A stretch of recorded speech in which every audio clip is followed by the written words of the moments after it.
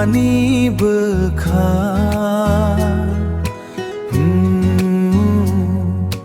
Kemai thangkha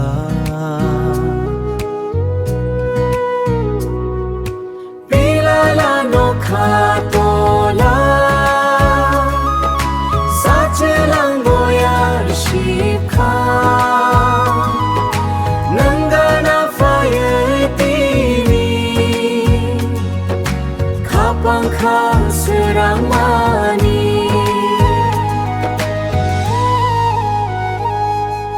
Thop thop wa tei wa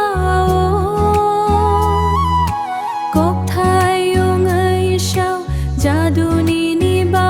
gai no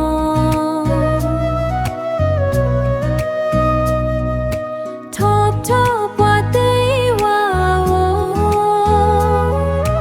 Kok thai yo ngai shao Jadu ni ni ba gai no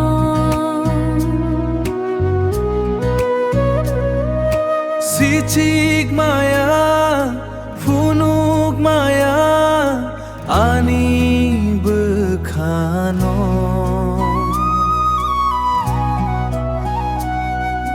Narik maya Kobor khano Methe beimano Pilala no khat